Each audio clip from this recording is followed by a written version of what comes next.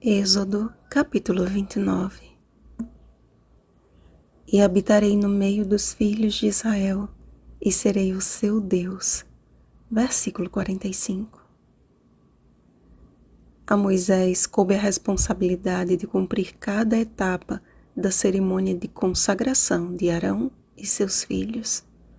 Ao chamá-lo para a grande missão de libertar os filhos de Israel do Egito, em determinado momento, o Senhor lhe disse: Vê que te constituí como Deus sobre Faraó, e Arão teu irmão será teu profeta. Êxodo capítulo 7, versículo 1.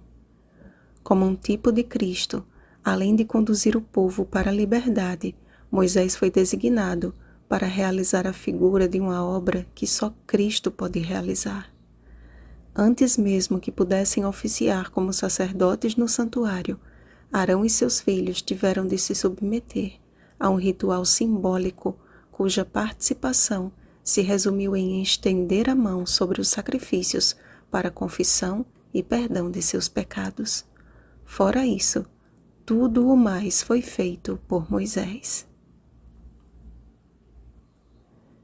Imagino o sentimento inaugural de impotência e o constrangimento ao saber que seriam lavados e vestidos por Moisés.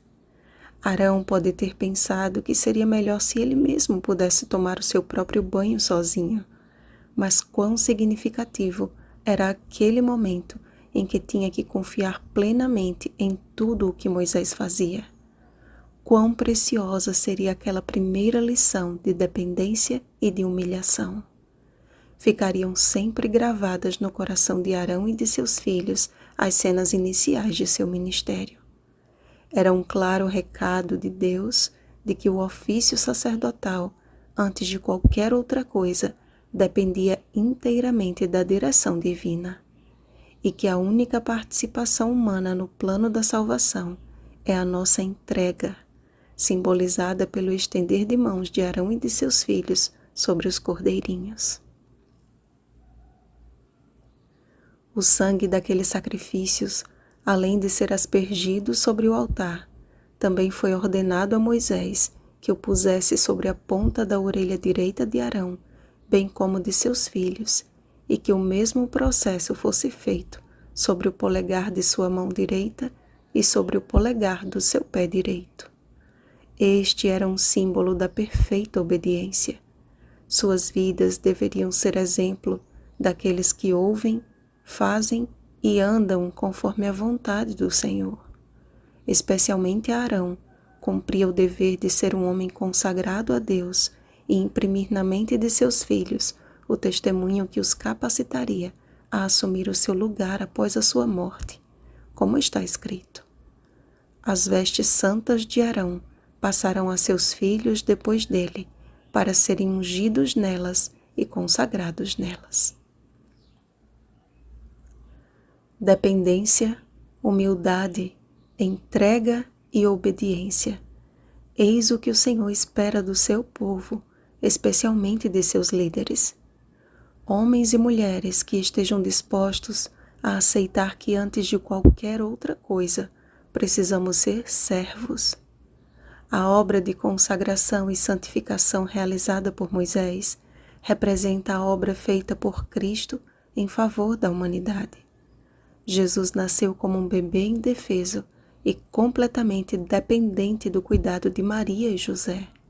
Foi lavado, vestido e alimentado por seus pais. E quando finalmente chegou o momento de cumprir o seu ministério, foi batizado por João Batista e viveu para servir em obediência ao Pai até a morte e morte de cruz. Filipenses capítulo 2, versículo 8.